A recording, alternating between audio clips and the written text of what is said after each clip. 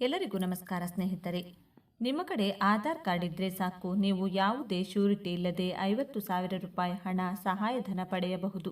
S ವೀಕ್ಷಕರೇ, ಕೇಂದ್ರ ಸರ್ಕಾರದ ಅಫಿಷಿಯಲ್ ಯೋಜನೆ ಸ್ಕೀಮ್ ಇದಾಗಿದ್ದು, ಇಂದಿನ ಈ ವಿಡಿಯೋದಲ್ಲಿ ಹೇಗೆ ನೀವು ಆಧಾರ್ ಕಾರ್ಡ್ ಇದ್ರೆ ಸರ್ಕಾರದಿಂದ 50,000 ರೂಪಾಯಿವರೆಗೆ ಹಣ ಸಹಾಯಧನವನ್ನು ಪಡೆಯಬಹುದು, ಮತ್ತೆ ಇದಕ್ಕೆ ಯಾರು ಅರ್ಹರು, ಹೇಗೆ ಅರ್ಜಿ ಸಲ್ಲಿಸಬೇಕು, ಆನ್ಲೈನ್ ವೆಬ್ಸೈಟ್ ವಿಳಾಸ ಏನು, ಮತ್ತೆ ಅರ್ಜಿ ಸಲ್ಲಿಸಲು ಏನೆಲ್ಲ ದಾಖಲಾತಿಗಳು ಬೇಕಾಗುತ್ತವೆ ಎಂಬುದರ ಕುರಿತು ಕಂಪ್ಲೀಟ್ ಡೀಟೇಲ್ಸ್ ಅನ್ನ ಈ ವಿಡಿಯೋದಲ್ಲಿ ತಿಳಿಸಿಕೊಟ್ಟಿದ್ದೇವೆ. ವೀಕ್ಷಕರೇ, ನೀವು ಕೂಡ ಈ ಯೋಜನೆಯ ಲಾಭವನ್ನ ಪಡೆಯಬೇಕಾ? ಹಾಗಾದ್ರೆ ಕೂಡಲೇ ಈ ವಿಡಿಯೋಗೆ ಒಂದು ಲೈಕ್ ಮಾಡಿ ಮತ್ತು ದಿನಾಲೂ ಇದೇ ರೀತಿಯ ಯೂಸ್ಫುಲ್ ಮಾಹಿತಿ ಅಪ್ಡೇಟ್ಸ್ ಅನ್ನ ಪಡೆಯಲು ನಮ್ಮ ಚಾನೆಲ್ ಅನ್ನ ಸಬ್ಸ್ಕ್ರೈಬ್ ಮಾಡಿಕೊಳ್ಳಿ. ಹೌದು ವೀಕ್ಷಕರೇ, ಯುವಕ ಯುವತಿಯರು, ಸಣ್ಣ ಪುಟ್ಟ ಚಿಕ್ಕ ಪುಟ್ಟ ವ್ಯಾಪಾರಸ್ಥರು ಸೇರಿದಂತೆ ಎಲ್ಲ ಬಗೆಯ ಜನಸಾಮಾನ್ಯರು ಈ ಯೋಜನೆಯ ಲಾಭವನ್ನು ಪಡೆಯಬಹುದು. ಮುಖ್ಯವಾಗಿ ನೀವೇನಾದರೂ ಚಿಕ್ಕ ಪುಟ್ಟ ವ್ಯಾಪಾರ ಅಥವಾ ಬಿಸ್ನೆಸ್ ಅನ್ನ ಶುರು ಮಾಡ್ತೀರಪ್ಪ ಅಂದರೆ ನಿಮಗೆ 50,000 ರೂಪಾಯಿವರೆಗೆ ಆಧಾರ್ ಕಾರ್ಡ್ ಮೇಲೆಯೇ ಹಣ ಸಿಗುತ್ತೆ. ಅಧಿಕೃತ ಕೇಂದ್ರ ಸರ್ಕಾರದ ಯೋಜನೆ ಇದಾಗಿದ್ದು, ಈ ಯೋಜನೆಯ ಹೆಸರು PM ಸ್ವಾನಿಧಿ ಯೋಜನೆ. ಹೌದು, ಈ ಯೋಜನೆಯನ್ನ ಕೋವಿಡ್-19 ಸಂದರ್ಭದಲ್ಲಿ ಕೇಂದ್ರದ ಮೋದಿ ಸರ್ಕಾರವು ಜಾರಿಗೆ ಮಾಡಿತ್ತು. ಚಿಕ್ಕ ಪುಟ್ಟ ವ್ಯಾಪಾರ ಮಾಡುತ್ತಿರುವ ಬೀದಿ ಬದಿ ವ್ಯಾಪಾರಸ್ಥರು, ಹೂ ಹಣ್ಣು ತರಕಾರಿ ಮಾರುವವರು ಸೇರಿದಂತೆ ಚಿಕ್ಕ ಪುಟ್ಟ ಹೋಟೆಲ್ ನಡೆಸುತ್ತಿರುವವರು, ಪಾನ್ ಶಾಪ್ಗಳು, ಕಿರಾಣಿ ಅಂಗಡಿಗಳು ಹಾಗೂ ತಳ್ಳುಗಾಡಿಯಲ್ಲಿ ವ್ಯಾಪಾರ ಮಾಡುತ್ತಿರುವ ಪ್ರತಿಯೊಬ್ಬರು ಸೇರಿದಂತೆ ಹೊಸದಾಗಿ ಚಿಕ್ಕ ವ್ಯಾಪಾರ ಸ್ಟಾರ್ಟಪ್ ಅನ್ನ ಮಾಡುವ ಪ್ರತಿ ಎಲ್ಲ ಯುವಕ ಯುವತಿಯರು ಕೂಡ ಈ ಯೋಜನೆಗೆ ಅರ್ಹತೆಯನ್ನು ಪಡೆದುಕೊಂಡಿದ್ದಾರೆ. ವೀಕ್ಷಕರೇ, ಈ ಯೋಜನೆಗೆ ಅರ್ಜಿ ಸಲ್ಲಿಸುವ ಅಧಿಕೃತ ವೆಬ್ಸೈಟ್ www.pmswanidhi.com. ಈ ವೆಬ್ಸೈಟ್ ಮೂಲಕ ಅರ್ಜಿ ಸಲ್ಲಿಸಬಹುದು. ಈ ಯೋಜನೆಗೆ ನೀವು ಅರ್ಜಿ ಸಲ್ಲಿಸಲು ನಿಮ್ಮ ಆಧಾರ್ ಕಾರ್ಡ್ ಮತ್ತು ಬ್ಯಾಂಕ್ ಪಾಸ್ಬುಕ್ನ ಜೆರಾಕ್ಸ್ ಪ್ರತಿ ಹಾಗೂ ನಿಮ್ಮ ಮೊಬೈಲ್ ನಂಬರ್ ಇದ್ರೆ ಸಾಕು. ಸುಲಭವಾಗಿ ಆನ್ಲೈನ್ನಲ್ಲಿಯೇ ನೀವು ಅರ್ಜಿಯನ್ನು ಸಲ್ಲಿಸಿ ಈ PM ಸ್ವಾನಿಧಿ ಯೋಜನೆಗೆ ನೋಂದಣಿ ಮಾಡಿಕೊಳ್ಳಬಹುದು.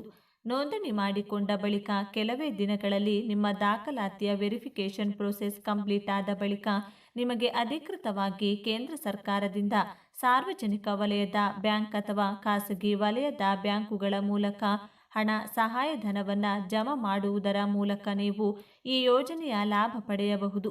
ಆದರೆ ವೀಕ್ಷಕರೇ, ಈ ಹಣವನ್ನು ನೀವು ಮತ್ತೆ ಮರುಪಾವತಿ ಮಾಡಬೇಕಾಗುತ್ತದೆ.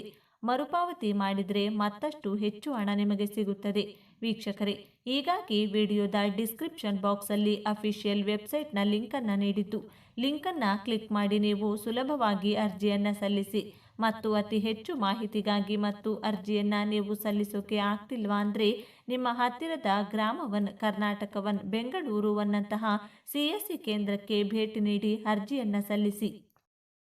ಇಡೀ ಕರ್ನಾಟಕದಾದ್ಯಂತ ಸ್ವಂತ ಫ್ಲ್ಯಾಟ್ ಹಾಗೂ ನಿವೇಶನ ಅಥವಾ ಖಾಲಿ ಜಾಗ ಇರುವ ಕರ್ನಾಟಕ ರಾಜ್ಯದ ಎಲ್ಲ ಗ್ರಾಮೀಣ ಮತ್ತು ನಗರ ಆಸ್ತಿಗಳ ಮಾಲೀಕರಿಗೆ ರಾಜ್ಯ ಸರ್ಕಾರವು ಈಗಾಗಲೇ ಬಿ ಖಾತಾ ಮತ್ತು ಎ ಖಾತಾ ಹೀಗೆ ಈ ಸ್ವತ್ತು ತಂತ್ರಾಂಶಗಳಲ್ಲಿ ನೋಂದಣಿ ಮಾಡಿಕೊಳ್ಳುವ ಮೂಲಕ ಈ ರೀತಿಯಾಗಿ ಸೇರಿದಂತೆ ಫಾರಂ ನಂಬರ್ 9 ಹಾಗೂ 11 ಬಿ ಹೀಗೆ ವಿವಿಧ ರೀತಿಯಾಗಿ ಆಸ್ತಿಗಳ ಮಾಲೀಕರಿಗೆ ಖಾತೆಗಳನ್ನು ವಿತರಿಸಲಾಗುತ್ತಿದೆ. ರಾಜ್ಯದಲ್ಲಿ ಈಗಾಗಲೇ ಅನಧಿಕೃತವಾಗಿ ಸಾಕಷ್ಟು ಜನ ಆಸ್ತಿಯನ್ನು ಹೊಂದಿದ್ದಾರೆ. ಕೇವಲ ಈ ಸ್ಟ್ಯಾಂಪ್ ಮೂಲಕ ಆಸ್ತಿಗಳನ್ನು ಖರೀದಿಸಿ ಅದನ್ನು ನೋಟರಿ ಮಾಡಿಸಿ ಗ್ರಾಮ ಪಂಚಾಯಿತಿಗಳಲ್ಲಿ ನೋಂದಣಿ ಮಾಡಿಸಿಕೊಂಡಿರುತ್ತಾರೆ. ಆದರೆ ಯಾವುದೇ ಪ್ರಾಪರ್ಟಿ ID ಮತ್ತು ಈ ಖಾತಾ ಸಂಖ್ಯೆ ನೀಡಿರುವುದಿಲ್ಲ. ಇಂತಹ ಎಲ್ಲ ಆಸ್ತಿಗಳನ್ನು ಪಕ್ಕಾ ಆಸ್ತಿಗಳನ್ನಾಗಿ ಪರಿವರ್ತಿಸಲು ರಾಜ್ಯ ಸರ್ಕಾರ ಮಹತ್ವದ ಕ್ರಮಕ್ಕೆ ಮುಂದಾಗಿದೆ. ನೀವು ಕೇವಲ ಈ ಸ್ಟ್ಯಾಂಪ್ ಮೂಲಕ ನೋಟ್ರಿಯನ್ನು ಆಸ್ತಿಯಲ್ಲಿ ಖರೀದಿಸಿದರೆ ಈ ಆಸ್ತಿ ಶಾಶ್ವತವಾಗಿ ನಿಮ್ಮದಾಗುವುದಿಲ್ಲ. ಅದನ್ನು ಕರ್ನಾಟಕ ರಾಜ್ಯ ಸರ್ಕಾರದಲ್ಲಿ ಶಾಶ್ವತವಾಗಿ ಆಸ್ತಿಯ ಮಾಲೀಕತ್ವವನ್ನು ಹೊಂದುವ ಉದ್ದೇಶಕ್ಕಾಗಿ ನಗರ ಮತ್ತು ಗ್ರಾಮೀಣ ಪ್ರದೇಶಗಳಲ್ಲಿ ಅನಧಿಕೃತವಾಗಿ ನಿರ್ಮಿಸಿಕೊಂಡಿರುವ ಆಸ್ತಿಗಳಿಗೆ ಶಾಶ್ವತ ಮಾಲೀಕತ್ವ ಹೊಂದುವ ಉದ್ದೇಶಕ್ಕಾಗಿ ರಾಜ್ಯ ಸರ್ಕಾರವು ಈ ಸ್ವತ್ತು ತಂತ್ರಾಂಶದಲ್ಲಿ ನೋಂದಣಿ ಮಾಡಿಕೊಳ್ಳುವ ಮೂಲಕ ಈ ರೀತಿಯಾಗಿ ಈ ಖಾತಾಗಳನ್ನು ವಿತರಿಸಲಾಗುತ್ತಿದೆ.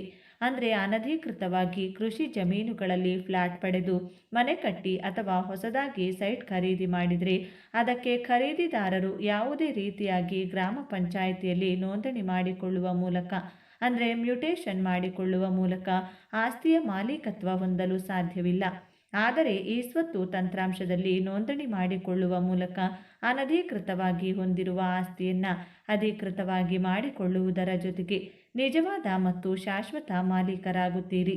ಎನ್ಎ ಇಲ್ಲದ ಮತ್ತು ಯಾವುದೇ ನಗರಾಭಿವೃದ್ಧಿ ಪ್ರಾಧಿಕಾರದಿಂದ ಅನುಮತಿ ಪಡೆಯದೆ ಈಗಾಗಲೇ ನೀವು ಕೃಷಿ ಜಮೀನುಗಳಲ್ಲಿ ಅಥವಾ ನಗರ ಪ್ರದೇಶದ ಸುತ್ತಮುತ್ತಲಿನಲ್ಲಿರುವ ನಗರಕ್ಕೆ ಅಂಟಿಕೊಂಡಿರುವ ಜಮೀನುಗಳಲ್ಲಿ ಪ್ಲಾಟ್ ಖರೀದಿ ಅಥವಾ ಜಾಗ ಖರೀದಿ ಮಾಡಿ ಅಥವಾ ಮನೆ ಖರೀದಿ ಮಾಡಿದರೆ ಅಂತಹ ಆಸ್ತಿಗಳಿಗೆ ಕೃಷಿ ಜಮೀನುಗಳಲ್ಲಿರುವ ಕಾರಣಕ್ಕಾಗಿ ಮನೆ ನಿರ್ಮಾಣಕ್ಕಾಗಿ ಅಥವಾ ಈಗಾಗಲೇ ಇರುವ ಮನೆಯ ಮೇಲೆ ಯಾವುದೇ ಬ್ಯಾಂಕುಗಳ ಸಾಲವನ್ನು ನೀಡುವುದಿಲ್ಲ.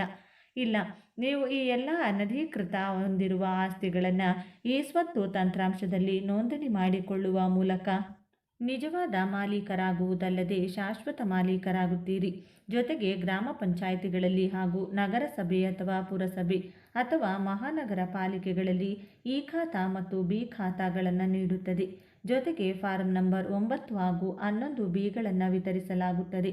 ಈ ರೀತಿಯಾಗಿ ಈ ಸ್ವತ್ತು ತಂತ್ರಾಂಶದಲ್ಲಿ ಈ ಖಾತಾ ಈ ಎಲ್ಲ ರೀತಿಯಲ್ಲಿ ವಿತರಿಸಲಾಗುತ್ತಿದ್ದು ಎಂತಹ ಆಸ್ತಿಗಳಿಗೆ ಎ ಖಾತಾ ನೀಡಲಾಗುತ್ತದೆ ಮತ್ತು ಎಂತಹ ಆಸ್ತಿಗಳಿಗೆ ಬಿ ಖಾತಾ ನೀಡಲಾಗುತ್ತದೆ. ಸಾರ್ವಜನಿಕರಿಗೆ ಸರಳವಾಗಿ ಎ ಬಿ ಖಾತಾ ನಡುವಿನ ವ್ಯತ್ಯಾಸವನ್ನು ಹೇಳೋದಾದರೆ ಎ ಖಾತಾ ಅಂದರೆ ಡಿಸಿ ಕನ್ವರ್ಷನ್ ಲೇಔಟ್, ಆದರೆ ಬಿ ಖಾತಾ ಅಂದರೆ ಭೂಮಿ ಕಂದಾಯ ತಹಶೀಲ್ದಾರ್ ಲೇಔಟ್ ಆಗಿದೆ. ಎ ಖಾತಾ ಮಾಲೀಕರಿಗೆ ಬ್ಯಾಂಕ್ ಮೂಲಕ ಶೀಘ್ರವೇ ಸಾಲ ಸೌಲಭ್ಯಗಳು ದೊರೆತರೆ ಬಿ ಖಾತಾ ನಿವೇಶನಗಳಿಗೆ ಇದು ಸ್ವಲ್ಪ ಕಷ್ಟವೇ ಎಂದು ಹೇಳಲಾಗುತ್ತಿದೆ. ಆದರೂ ಬ್ಯಾಂಕ್ ಮ್ಯಾನೇಜರ್ ಮೇಲೆ ಇದು ನಿರ್ಧಾರವಾಗಿದೆ ಎಂಬುದಾಗಿಯೂ ತಿಳಿದು ಬಂದಿದೆ. ಒಟ್ಟಾರೆಯಾಗಿ ಎ ಖಾತಾ ನಿವೇಶನ ಅಂದರೆ ಅದು ಡಿಸಿ ಕನ್ವರ್ಷನ್ ಲೇಔಟ್. ಸರಳವಾಗಿ ಹೇಳೋದಾದರೆ ಆಸ್ತಿಯು ಸಂಪೂರ್ಣವಾಗಿ ಕಾನೂನುಬದ್ಧವಾಗಿದ್ದರೆ ಅವುಗಳನ್ನು ಎ ಖಾತಾ ಎಂದು ವರ್ಗೀಕರಿಸಲಾಗುತ್ತದೆ. ಆಸ್ತಿ ತೆರಿಗೆ ಸೇರಿದಂತೆ ನಿಗದಿತ ಮಾನದಂಡಗಳಿಗೆ ಅನುಸಾರವಾಗಿ ನಿರ್ಮಿಸಲಾಗಿರುವಂಥ ಲೇಔಟ್ ಆಗಿರುತ್ತದೆ. ಬಿ ಖಾತಾ ಅಂದರೆ ಅದು ಕಂದಾಯ ಭೂಮಿ ತಹಶೀಲ್ದಾರ್ ಲೇಔಟ್ ಆಗಿರುತ್ತದೆ. ಆಸ್ತಿ ನಿಯಮಗಳನ್ನು ಉಲ್ಲಂಘಿಸಿ ನಿರ್ಮಾಣವಾಗಿರುವ ಕಟ್ಟಡಗಳು, ಲೇಔಟ್ಗಳು ಅಥವಾ ಕಂದಾಯ ನಿವೇಶನಗಳಾಗುತ್ತವೆ. ಎ ಖಾತಾ ಸೈಟ್ಗಳ ಬೆಲೆ ಕೊಂಚ ದುಪ್ಪಟ್ಟಾಗಿದ್ದರೆ ಬಿ ಖಾತಾ ಬೆಲೆ ಕಡಿಮೆ. ಹೀಗಾಗಿ ಕೆಲವರು ಬಿ ಖಾತಾ ಸೈಟ್ ಖರೀದಿಸುವುದಕ್ಕೆ ಮುಂದಾದರೆ ಮತ್ತೆ ಕೆಲವರು ಸ್ವಲ್ಪ ರೇಟ್ ಜಾಸ್ತಿ ಆದರೂ ಪರವಾಗಿಲ್ಲ ಇರಲಿ ಅಂತ ಎ ಖಾತಾ ನಿವೇಶನಗಳನ್ನೇ ಖರೀದಿಸುತ್ತಾರೆ. ಎ ಬಿ ಖಾತಾ ಪಡೆಯಲು ಏನೆಲ್ಲ ದಾಖಲೆಗಳನ್ನು ಸಲ್ಲಿಸಬೇಕು? ಎ ಖಾತಾ ಪಡೆಯಲು ಸಲ್ಲಿಸಬೇಕಾದ ದಾಖಲೆಗಳು: ಆಸ್ತಿಗೆ ಸಂಬಂಧಿಸಿದಂತೆ ಸ್ವತ್ತಿನ ಮಾಲೀಕತ್ವ ಸಾಬೀತು ಮಾಡಿಸುವ ನೋಂದಾಯಿತ ಮಾರಾಟ ಪತ್ರಗಳು ಅಥವಾ ದಾನಪತ್ರಗಳು ಅಥವಾ ವಿಭಾಗ ಪತ್ರಗಳು ಅಥವಾ ಸರ್ಕಾರದ ನಿಗಮ ಮಂಡಳಿಗಳಿಂದ ನೀಡಲಾದ ಹಕ್ಕುಪತ್ರಗಳು ಅಥವಾ ಮಂಜೂರಾತಿ ಪತ್ರಗಳು, ಕಂದಾಯ ಇಲಾಖೆಯಿಂದ 94 CCID ನೀಡಲಾದ ಹಕ್ಕುಪತ್ರ, ಸಕ್ಷಮ ಪ್ರಾಧಿಕಾರದಿಂದ ಅನುಮೋದನೆಯಾದ ದೃಢೀಕೃತ ಪ್ರತಿ ಮತ್ತು ನಿವೇಶನಗಳ ಬಿಡುಗಡೆ ಪತ್ರ, ಪ್ರಸಕ್ತ ಸಾಲಿನವರಿಗೆ ಋಣಭಾರ ಪ್ರಮಾಣ ಪತ್ರ, ಚಾಲ್ತಿ ಸಾಲಿನ ಆಸ್ತಿ ತೆರಿಗೆ ಪಾವತಿ ರಸೀದಿ, ಮಾಲೀಕರ ಫೋಟೋ ಮತ್ತು ಸ್ವತ್ತಿನ ಫೋಟೋ, ಮಾಲೀಕರ ಗುರುತಿನ ದಾಖಲೆಯ ಪ್ರತಿ. ಬಿ ಖಾತಾ ಪಡೆಯಲು ಸಲ್ಲಿಸಬೇಕಾದ ದಾಖಲೆಗಳು: ಆಸ್ತಿಗೆ ಸಂಬಂಧಿಸಿದಂತೆ ಸ್ವತ್ತಿನ ಮಾಲೀಕತ್ವ ಸಾಬೀತುಪಡಿಸುವ ದಿನಾಂಕ 10/9/2024 ಪೂರ್ವದಲ್ಲಿನೋ ನೋಂದಾಯಿತ ಮಾರಾಟ ಪತ್ರಗಳು ಅಥವಾ ದಾನಪತ್ರಗಳು ಅಥವಾ ವಿಭಾಗ ಪತ್ರಗಳು ಅಥವಾ ಹಕ್ಕು ಖುಲಾಸೆ ಪತ್ರಗಳು, ಪ್ರಸಕ್ತ ಸಾಲಿನವರಿಗೆ ಋಣಭಾರ ಪ್ರಮಾಣ ಪತ್ರ, ಚಾಲ್ತಿ ಸಾಲಿನ ಆಸ್ತಿ ತೆರಿಗೆ ಪಾವತಿ ರಸೀದಿ, ಮಾಲೀಕರ ಫೋಟೋ ಮತ್ತು ಸ್ವತ್ತಿನ ಫೋಟೋ, ಮಾಲೀಕರ ಗುರುತುವಿಕೆಯ ದಾಖಲೆಯ ಪ್ರತಿ ಮತ್ತು ಈ ಮೇಲಿನ ದಾಖಲೆಗಳನ್ನು ಸಲ್ಲಿಸಿ 2 ಖಾತೆಗಳನ್ನು ಪಡೆಯುವುದು.